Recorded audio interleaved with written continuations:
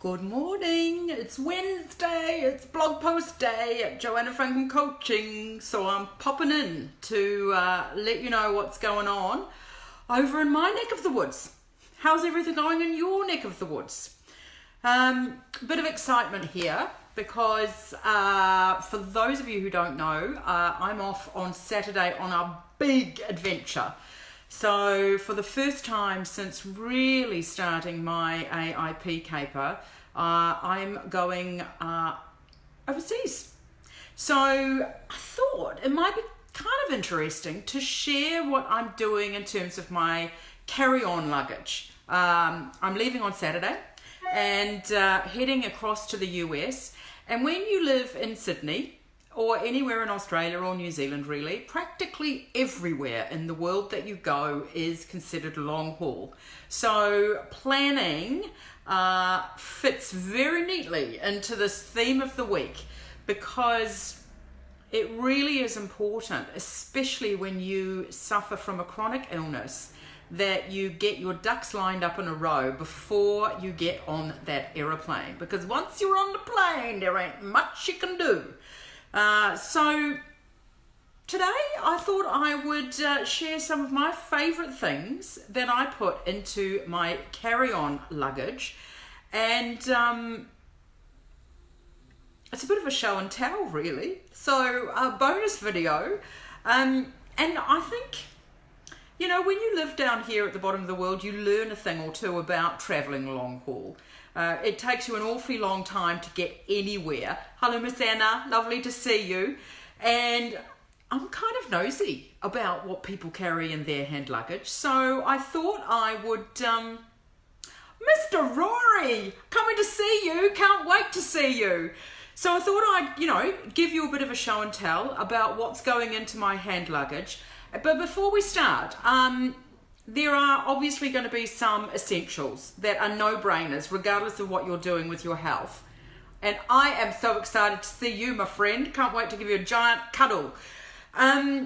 So, of course, there's things like your wallet, your passport, your travel documents. All of these go into your hand luggage.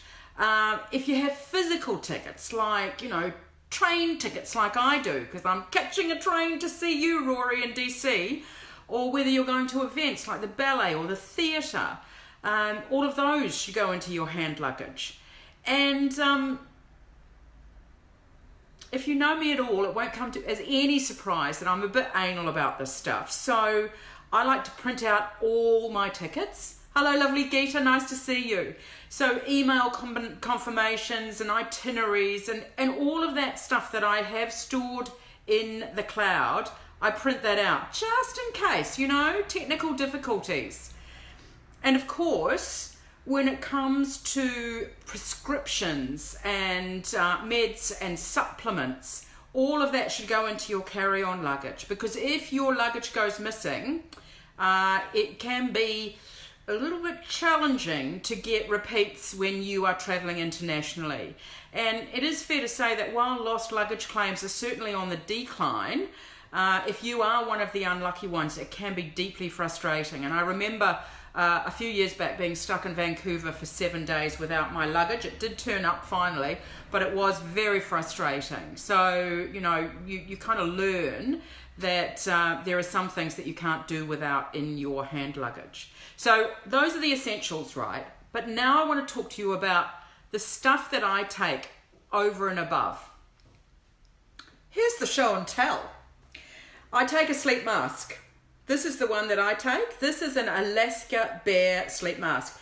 And what I love about this one is I have a rather large head. We're kind of known for it in the Frankham family. My poor mother. But this has an adjustable strap, so it's never too tight for me, and it's a really big one, so it covers the whole eye area. It's not very expensive. You can buy them on Amazon, and I love this. The airlines often give you, when you're flying long haul, an eye mask. I don't like them. They never fit me properly, so I take my own eye mask. And along with the eye mask, I take my own earplugs as well. These are Max silicone earplugs. So the airlines give you those little foam ones, you know, that you sort of maneuver into your ear. I actually find them a bit uncomfortable in my ear canal. Whereas these ones, these are silicone, so they don't go in your ear. They sort of mold around the shape of your outer ear. So I like them. They're much more comfortable than the standard ones that the airlines give you. And of course, actually I don't have them here to show you, but I have a pair of noise cancelling headphones that the lovely David bought me donkeys years ago when we were in New York last. And I gotta say, when he first bought them, I thought he was madly extravagant to buy me noise cancelling headphones. But now I absolutely love them. I absolutely love them, and I don't get on a plane without them. So if you have a notion to splash out, my Bose headphones are one of the best things that I ever bought. And when you come to visit in Australia, you're going to be traveling long haul if you're coming from the Northern Hemisphere, so those noise cancelling headphones are really worth their weight. I take a water bottle. Now, this year, for this trip, I've actually invested in this baby. So this is a completely collapsible silicone water bottle. And this is what it looks like when it's been fully extended. So it's got this sleeve that pushes up and down and holds it in place. So, you know, you can carry it, it shrinks down in your hand luggage, which, you know, let's face it, you want to squeeze as much in there as possible, but it expands out to that. And for me, this is really important because I'm actually choosing to fast for my flight this year, or this trip. I want to see whether fasting makes a difference to my jet lag at the other end. I'm reading a lot of reports that fasting actually helps you get over jet lag faster. So I'm going to do what I can to try and hit the ground running when I get to New York without the jet lag. Now, in addition to my water bottle, because you never get enough water on a flight, do you? So this is going to stay full. I'm going to be drinking lots and lots and lots of water. In addition to that, I'm taking some trace mineral drops to put into my water so that, you know, I've got all the minerals that I need to keep me going while I am fasting. So just, you know, up my electrolytes if you like. Yes, Geeta, I'm planning, if it works, I shall do a blog post, a little bit of an N=1 experiment. Because I think that it'll be, I mean, I'm not a massive faster. I do like my breakfast, but I am, for the purposes of this, wanting to see whether it makes a difference on a long haul flight. So the trace minerals and the water are very important to me. In addition to the water bottle and the trace minerals, I am taking my Frank Green Keep Cup. I love this baby. I love it. So for those of you who don't know what a Frank Green Keep Cup is, it's literally, it's a thermos cup that you can, it's got a little tea caddy in there.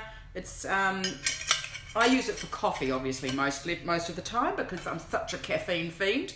But I'm not drinking coffee on the flight.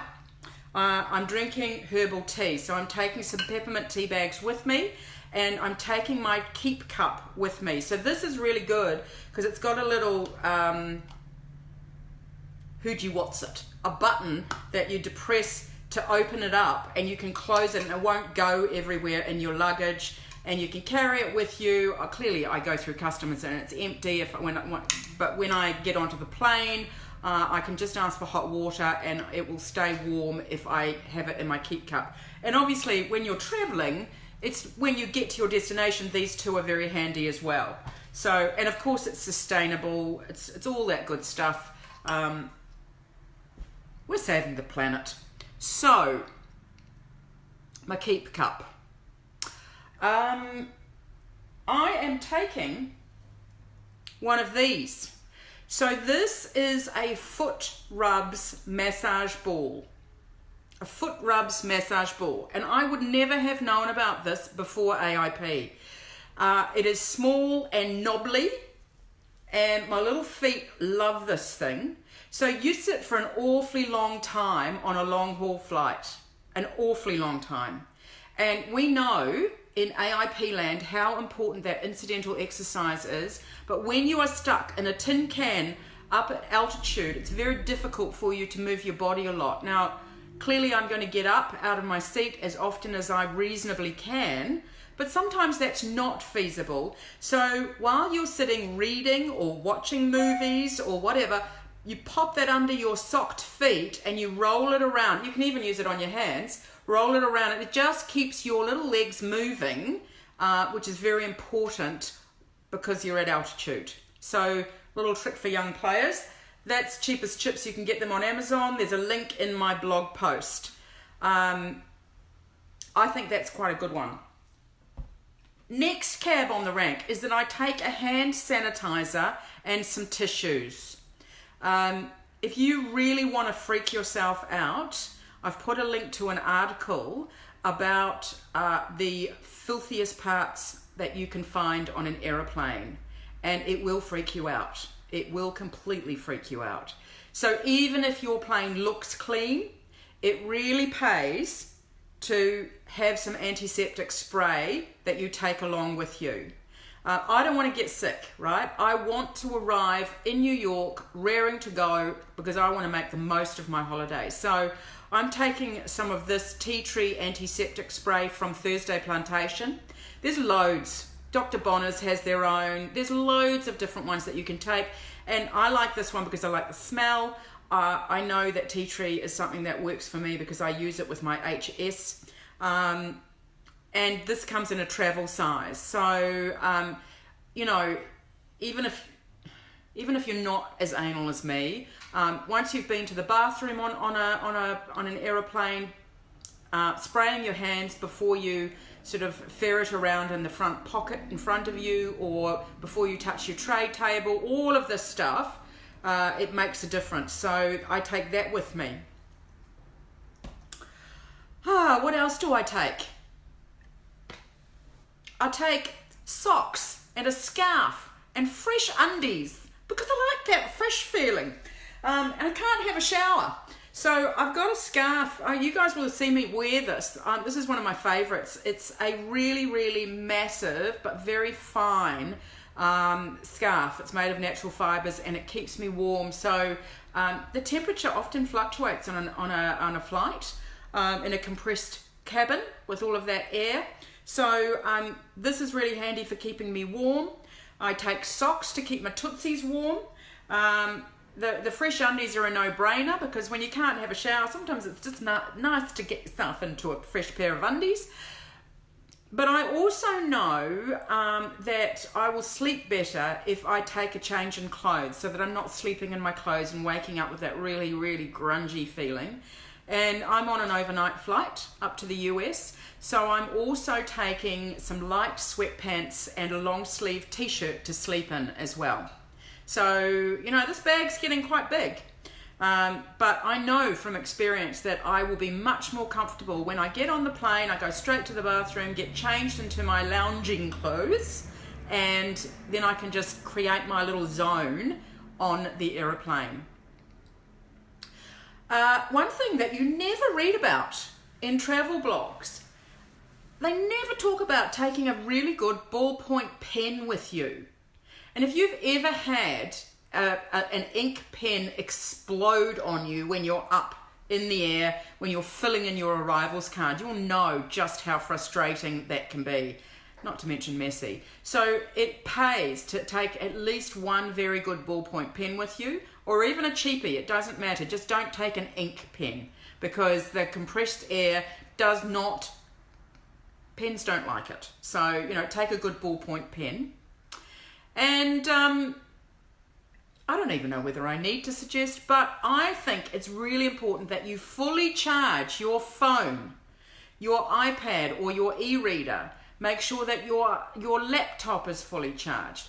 And repeat after me, take your chargers with you. Take them with you. because there is nothing worse when you are traveling than running out of juice and not being able to access your technology. So, you know, check and double check that you've got all of that ready to take on the plane with you. You're on that plane for an awfully long time, so it's really important that you've got, you know, material that you can use to read to, listen to music to, watch movies on. All of this stuff makes such a difference when you're on a long haul flight.